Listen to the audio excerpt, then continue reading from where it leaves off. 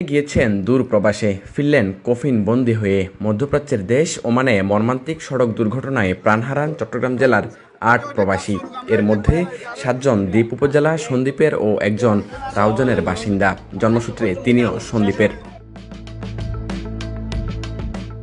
সন্দ্বীপের ৭ জন হলেন আমিন মাঝি, শাহাবুদ্দিন, বাবলু, রকি, আরজু, জুয়েল ও মোশাররফ হোসেন রনি এবং রাউজানের বাসিন্দা আলাউদ্দিন।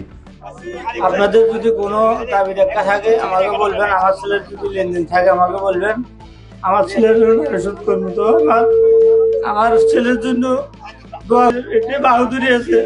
আমার ছেলের এই দৃশ্যটি করার মতন আমি দেখি। এলাকাবাসী আপনাদের কাছে সবাই কাছে আমি জানতেছি, আমার ভাই কারো কাছ থেকে পাওনা আছে না বা কেউ আমার বাড়ির কাছ থেকে ফাইন নিয়ে আসেন না। যদি ফাইয়া থাকে তাহলে আমারা বলবেন, আমি দিয়ে দেবো, আর নয়তো আল্লাহর রাস্তায় মাফ করবো।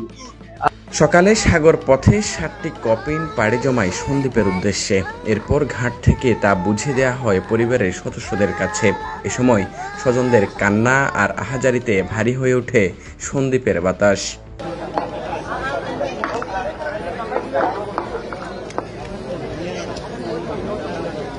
একসাথে দ্বীপের 7 মৃত্যুতে নিস্তব্ধ গোটা দ্বীপের বাসিন্দারা।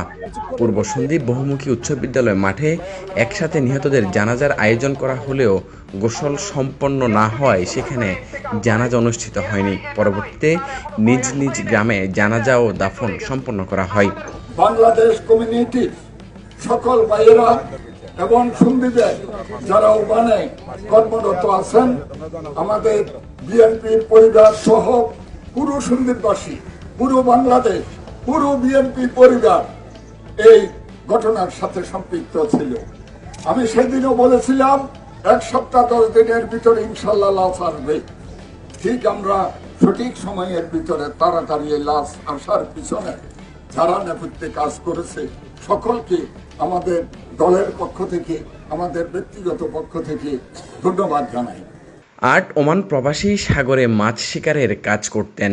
এর আগে ওমানে সড়ক দুর্ঘটনায় নিহত 8 জনের মরদেহ শনিবার রাত 8:15টায় বাংলাদেশ বিমানের একটি ফ্লাইটে চট্টগ্রাম শাহ আমানত আন্তর্জাতিক বিমানবন্দরে পৌঁছায়।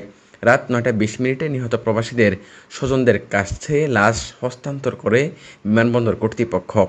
গত 8 অক্টোবর ওমানের দুকুম প্রদেশের সিদ্রা এলাকায় ওই 8 প্রবাসীকে বহনকারী গাড়ির সঙ্গে অন্য একটি গাড়ির সংঘর্ষ হয়।